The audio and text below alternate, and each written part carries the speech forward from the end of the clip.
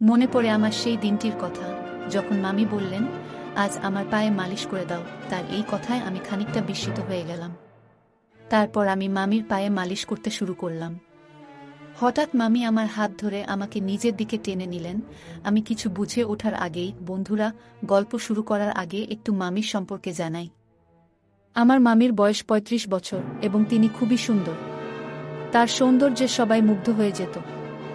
আমি তার বাড়িতে কাজ করতাম এবং তিনি প্রতিদিন আমার কাছে পায়ের মালিশ করাতেন।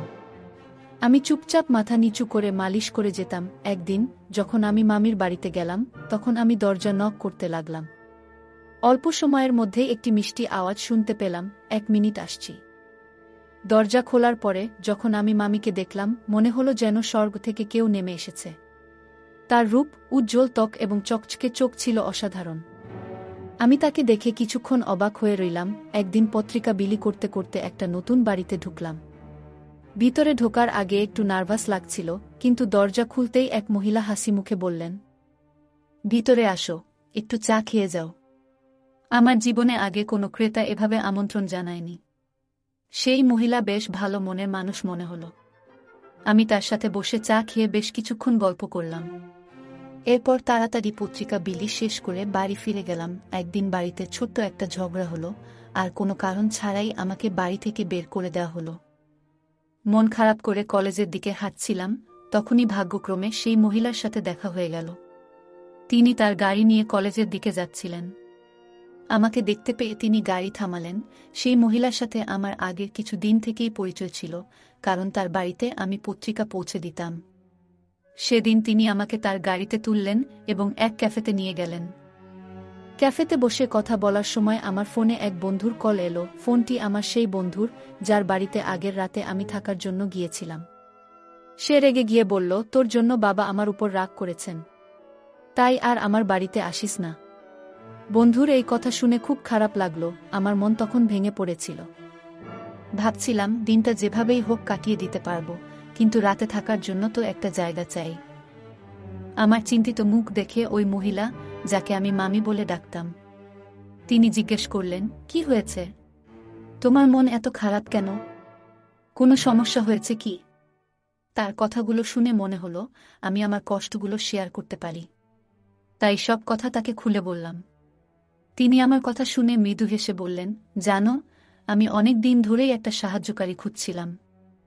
আমার বাড়িটা বড়, আর আমি একা সবকিছু সামলাতে পারি না। তুমি যদি চাও তাহলে এখানে থেকে আমার কাজে সাহায্য করতে পারো।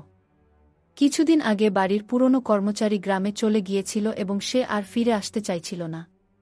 মামি বললেন, আমার এত বড় বাড়ি একা সামলানো সম্ভব নয়। তুমি যদি চাও এখানে থাকতে পারো। থাকার জায়গা, খাবার আর মাসে ১৫,০০০ টাকা সম্মানীয় পাবে। তার কথা শুনে আমি অবাক না হয়ে পারলাম না, কারণ তিনি আমার সব প্রশ্নের উত্তর একসঙ্গে দিয়ে দিলেন। সেই দিন থেকেই আমি তার বাড়িতে কাজ করা শুরু করলাম। থাকার ও খাওয়ার চিন্তা থেকে মুক্তি পাওয়ার পাশাপাশি বাড়ির সমস্ত কাজের দায়িত্ব নিজের কাঁধে নিলাম।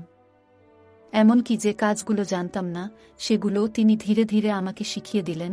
একদিন দুপুরে আমি নিজের ঘরে বসে বিশ্রাম নিচ্ছিলাম, তখন তিনি আমাকে ডাকলেন। বললেন, আমার পায়ে ব্যথা হয়েছে, একটু তেল মালিশ করে দাও। বাড়ির অন্য কাজের পাশাপাশি এমন কিছু করতে হবে তা ভাবিনি। তবে তিনি যা বলতেন তা না করার কোনো উপায় ছিল না। প্রায় ১ মাস ধরে তার বাড়িতে কাজ করছিলাম। এই সময়ে কেউ তার স্বামী বা পরিবারের অন্য কোনো সদস্যকে দেখেনি। একদিন কথায় কথায় জানতে চাইলাম, আপনি এত বড় বাড়িতে একা থাকেন কেন? উত্তরে তিনি বললেন, আমার স্বামী বিদেশে থাকেন, খুব কম সময় এখানে থাকেন, তবে প্রতি মাসে খরচের জন্য টাকা পাঠান। মামি দেখতে বেশ আকর্ষণীয় ছিলেন, তার বয়স আনুমানিক ৩৫ হবে। যখন তার পায়ে মালিশ করছিলাম, হঠাৎ তিনি আমার হাত ধরলেন। তারপর হালকা হেসে বললেন, তুমি জানো, যখন থেকে তোমার সঙ্গে আমার পরিচয় হয়েছে, তখন থেকেই তোমাকে আমার নিজের একজনের মতো মনে হয়।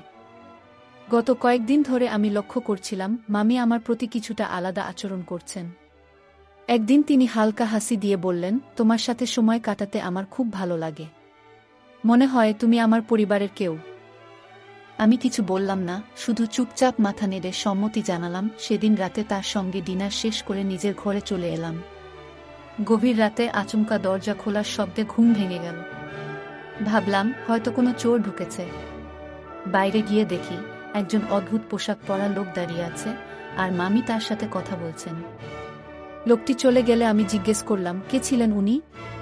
মামি হাসি দিয়ে বললেন, ও আমার দূরের এক আত্মীয়, মাঝে মাঝেই আসে টাকা চাইতে। আজও তাই এসেছিল। কথাটা শুনে কিছু না বলে আমি ঘরে চলে যাচ্ছিলাম। তখনই তিনি বললেন, তুমি তো জেগেই আছো, তাই একটা কাজ করে দাও, আমার পায়ে একটু তেল মালিশ করে দাও। কারণ আমার পা আজ কেন জানি না অনেক ব্যথা করছে, তাই আমার ঘুম আছে না। আমি কোনো আপত্তি করলাম না, কারণ তার দয়ায় আমি এতদিন মাথা গোজার ঠাঁই পেয়েছিলাম। ধীরে ধীরে তার কথামতো পায়ে তেল মালিশ করতে লাগলাম। তবে কাজের সময় তিনি কিছুটা অস্বস্তিকর আচরণ করতে শুরু করলেন। আমি নিজের আবেগ নিয়ন্ত্রণ করলাম, কারণ চাকরি হারানোর ভয় ছিল। সেই রাতটি আমার জন্য খুব কঠিন ছিল। পরের দিনও তিনি কাজে সাহায্য করতে বলা আমি কলেজে যেতে পারলাম না। একদিন দুপুরে আমি নিজের ঘরে বসে বিভিন্ন বিষয় ভাবছিলাম। তখন হঠাৎ মামি আমার ঘরে এলেন, তার হাতে একটা বড় বক্স খুলে তিনি একটা ট্যাবলেট ফোন বের করে বললেন, তোমার পড়াশোনার জন্য এটা এনেছি। মাঝে মাঝে তুমি কলেজে যেতে পারো না, তাই ঘরে বসেই পড়ার কাজ করতে পারবে। তিনি আমাকে ট্যাব ব্যবহারের উপায় বোঝাতে লাগলেন। কিছুক্ষণ পর তিনি ট্যাবে বিভিন্ন ছবি দেখতে শুরু করলেন। ছবি দেখানোর সময় তিনি মজার মজার কিছু ছবি দেখালেন। আমি খুব একটা কিছু ভাবিনি, কারণ এগুলো সাধারণ কথোপকথন মনে হচ্ছিল। তারপর হঠাৎ তিনি বললেন, এই পোশাকগুলো কেমন লাগে? আমি এগুলো কিনেছি, আমার উপর কেমন মানাবে বলে মনে হয়? আমি মৃদু হেসে বললাম, আপনি নিশ্চয়ই দারুণ দেখাবেন। তিনি খুশি হয়ে বললেন, তাহলে একটু পরেই পরি। কিছুক্ষণ পর তিনি ঘর থেকে বেরিয়ে এলেন নতুন পোশাক পরে। তিনি আমাকে জিজ্ঞেস করলেন, কেমন লাগছে? আমি হালকা হাসি দিয়ে বললাম, খুব সুন্দর লাগছে। তবে আমি চোখ নামিয়ে রাখলাম, কারণ নিজের আবেগ নিয়ন্ত্রণ করাই সঠিক মনে করলাম। এরপর তিনি আয়নার সামনে দাঁড়িয়ে নিজের পোশাক ঠিক করতে লাগলেন। তার আত্মবিশ্বাস আর নতুন পোশাকের রূপ একদম আলাদা লেগেছিল। আমি ভেতরে ভেতরে খুবই অস্বস্তি বোধ করছিলাম। একদিকে নিজের অনুভূতিগুলো নিয়ন্ত্রণ করার চেষ্টা, আর অন্যদিকে চাকরি হারানোর ভয়। বাড়ি থেকে বের করে দেওয়ার পর এখানেই আমার থাকার সব ব্যবস্থা হয়েছে, তাই এখানে থাকাটাই ছিল আমার জন্য গুরুত্বপূর্ণ। হঠাৎ করে মামি আমাকে জিজ্ঞেস করলেন, তোমার কাছে আমি কেমন লাগছি? আমি কিছুটা নার্ভাস হয়ে বললাম, আপনি খুবই সুন্দর লাগছেন। এই রূপ আপনার স্বামীকে দেখানো উচিত। দেখবেন তিনি বিদেশ থেকে দৌড়ে চলে আসবেন। তিনি আমার কথায় মৃদু হেসে বসলেন, তবে একটু পর মুখ গোমড়া করে বিছানায় বসে পড়লেন। কিছুক্ষণ পর তিনি বললেন, আমার স্বামীকে ভিডিও কলে এই সাজ দেখালেও কোনো লাভ নেই, তার কাছে তার কাজই সব। আমি শান্তভাবে বললাম, আপনি খুবই আকর্ষণীয় একজন মানুষ, তবে আপনার স্বামী হয়তো কাজ নিয়ে বেশি ব্যস্ত। তিনি মৃদু হাসি দিয়ে বললেন, আমার বয়স এখন ৩৫। তবুও তিনি কখনো পরিবার নিয়ে ভাবেননি। আমি এখন একাই জীবনযাপনে অভ্যস্ত, তবে মাঝে মাঝে মনে হয় জীবনে একজন সঙ্গীর প্রয়োজন, যে আমাকে ভালোবাসা এবং আনন্দ দিতে পারবে। তার কথাগুলো শোনার পর আমি আর কোনো কথা বললাম না। মনে হলো তিনি তার মনের কষ্টগুলো ভাগ করে নিচ্ছেন। মামি মৃদু কণ্ঠে বললেন, যদি আমার স্বামী আমাকে সত্যিই বুঝতেন, তবে আজ এই দিন দেখতে হতো না। আমি কারো সমর্থনের জন্য এভাবে অপেক্ষা করতাম না। তার চোখে জল এসে গেল। এরপর বললেন, তোমাকে দেখে আমার বিশ্বাস হয় তুমি কখনো আমাকে হতাশ করবে না। আমি বুঝতে পারছিলাম তিনি হয়তো ধীরে ধীরে নিজের একাকিত্বের কথা শেয়ার করছেন। তিনি সামনের চেয়ারে আধো পোশাকে বসে রইলেন। আমি অস্বস্তি বোধ করছিলাম এবং নিজেকে সামলাতে সেই ঘর থেকে বেরিয়ে এলাম। বুঝতে পারছিলাম সেখানে থাকলে নিজের উপর নিয়ন্ত্রণ রাখা কঠিন হয়ে যাবে। রাতে রান্নাঘরে যখন আমি রাতের খাবার প্রস্তুত করছিলাম, তখন হঠাৎ তিনি রান্নাঘরে এলেন। আমি গরম দুধ আগে থেকেই তৈরি করে রেখেছিলাম। তিনি দুধের পাত্রটি তুলে নিচে রাখছিলেন, কিন্তু অসাবধানতাবশত সেই গরম দুধ আমার পায়ের উপর পড়ে গেল। পা জ্বলে যাওয়ায় আমি যন্ত্রণায় চিৎকার করতে লাগলাম। মামি দ্রুত আমাকে তার ঘরে নিয়ে গেলেন এবং কুলিং ক্রিম দিয়ে আমার পায়ে মালিশ করতে শুরু করলেন। আমি ততক্ষণে সাধারণ প্যান্ট পরা অবস্থায় তার সামনে শুয়েছিলাম, কিন্তু আমার সমস্ত মনোযোগ ছিল পায়ের ব্যথার উপর। পায়ের ব্যথায় অনেক কষ্ট পাচ্ছিলাম। তিনি অনুশোচনায় ভেঙে পড়ে বললেন, তোমার এমন কষ্টের জন্য আমিই দায়ী, আমি আসলেই ভুল করেছি, নিজেকে ক্ষমা করতে পারছি না। তার কথাগুলো শুনে আমি তাকে শান্ত করার চেষ্টা করলাম, কারণ তার চোখে অনুশোচনা স্পষ্ট ছিল। মামি হঠাৎ নিজেকে দোষারোপ করতে লাগলেন এবং নিজের হাত দিয়ে নিজের গালে চড় মারতে শুরু করলেন। এই দৃশ্য দেখে আমি হতবাক হয়ে গেলাম। তখন আমি তার হাত ধরে থামালাম এবং বললাম, আপনার কোনো দোষ নেই। যা হওয়ার ছিল তা হয়ে গেছে। আমরা অতীত বদলাতে পারব না। এখন নিজেকে দোষ দেওয়া বন্ধ করেন। তার চোখ দিয়ে জল গড়িয়ে পড়ছিল। আমি এগিয়ে গিয়ে তার চোখের জল মুছে দিলাম। কিন্তু হঠাৎ তিনি আমার আহত পায়ে হাত রাখলেন আর আমার মুখ দিয়ে যন্ত্রণার শব্দ বেরিয়ে গেল। তিনি সঙ্গে সঙ্গে সরে গেলেন। আমি একজন ২০ বছরের তরুণ আর তিনি ৩৫ বছরের একজন পরিপক্ব নারী। এমন পরিস্থিতি আমি কল্পনাও করিনি। রাতে তিনি আমার জন্য দুধ নিয়ে এলেন এবং আবারও আমার পায়ে ক্রিম লাগালেন। আমার পা খুবই ব্যথা করছিল। দুধ খাওয়ার কিছুক্ষণ পর আমি ঘুমিয়ে পড়লাম, কিন্তু তিনি আমার পায়ের কাছে বসে অনেকক্ষণ ধরে আমার যত্ন নিচ্ছিলেন। পরবর্তী কয়েকদিনে তার যত্নের জন্যই আমার পা দ্রুত সেরে উঠল। যখন আমি পুরোপুরি সুস্থ হলাম, তখন তিনি আমাকে আরও ভালো করে দেখভাল করতে শুরু করলেন। প্রতি রাতেই দুধ খাওয়ার ব্যবস্থা করতেন এবং সবসময় আমার ভালো থাকার জন্য চিন্তিত থাকতেন। একদিন সন্ধ্যায় তিনি আমাকে তার ঘরে ডাকলেন। আমি ঘরে ঢুকে দেখলাম তিনি শুধু একটি তোয়ালে জড়িয়ে আছেন। এই দৃশ্য দেখে আমি খানিকটা অস্বস্তিতে পড়ে গেলাম, কারণ আমি তাকে অনেক সম্মান করতাম। তিনি আমার আশ্রয়দাতা। তিনি তার বিছানার ওপর রাখা শাড়িগুলোর দিকে ইঙ্গিত করে বললেন, আজ আমি তোমার পছন্দের একটি শাড়ি পরব। একটু বাইরে যেতে চাই, তাই তুমি যেটা বলবে সেটাই পরব। আমি শাড়িগুলোর মধ্যে থেকে একটি বেছে দিয়ে বললাম, এটি আপনার জন্য একদম মানানসই হবে। আজ মামির আচরণ খুবই আলাদা ছিল। মনে হচ্ছিল তিনি হয়তো প্রথমবার সাদা সালোয়ার কামিজ পরেছেন। সারা দিন আমাকে সাহায্যের জন্য ডেকে চলেছেন। আমি তার সাজগোজে সাহায্য করছিলাম আর তাকে আরও সুন্দর লাগানোর জন্য তিনি আমার পরামর্শ নিচ্ছিলেন। যখন তিনি সেজে উঠলেন, তখন আমাকে জিজ্ঞাসা করলেন, কেমন লাগছে আমাকে? আমি বললাম, আপনাকে সবসময় সুন্দর লাগে, আজও অসাধারণ দেখাচ্ছে। এই কথা শুনে তিনি আনন্দে আমাকে জড়িয়ে ধরলেন। তারপর তিনি তার ফোন বের করে আমাদের দুজনের কয়েকটি ছবি তুলে নিলেন। আমি কিছুটা অবাক হয়ে ভাবছিলাম, মামি হঠাৎ এইসব কেন করছেন? তখন আমি তাকে বললাম, মামি, আমি মাত্র ২০ বছর বয়সী। আপনি আমার সঙ্গে যা করছেন তা নিয়ে একটু ভাবা উচিত। এই কথা শুনে মামি কিছুটা রেগে গেলেন এবং বললেন, তুমি এত কথা কেন বলছো? আজকের দিনটি আমার জন্য খুবই গুরুত্বপূর্ণ, কারণ আজ আমার জন্মদিন। আমি চেয়েছি এই দিনটি তোমার সঙ্গে উদযাপন করব। এখন আর কোনো প্রশ্ন করবে না। এরপর তিনি আমাকে তার ঘরে নিয়ে গেলেন। ঘরে গিয়ে তিনি মিউজিক চালালেন এবং আমাকে তার সঙ্গে নাচতে বললেন। নাচের সময় হঠাৎ আমার পা ফসকে গেল এবং আমি মেঝেতে পড়ে গেলাম। আমার হাতেও ব্যথা পেলাম। তিনি আমাকে তৎক্ষণাৎ বিছানায় শুইয়ে দিয়ে আমার হাতে মালিশ শুরু করলেন। কিন্তু মালিশ করতে করতে তার আচরণ কিছুটা অদ্ভুত হতে লাগল। আমি পরিস্থিতি বুঝে নীরব থাকলাম এবং তার সাহায্য নিতে থাকলাম। কিছুক্ষণ পর আমি চোখ বন্ধ করলাম, কিন্তু ঘুম আসছিল না।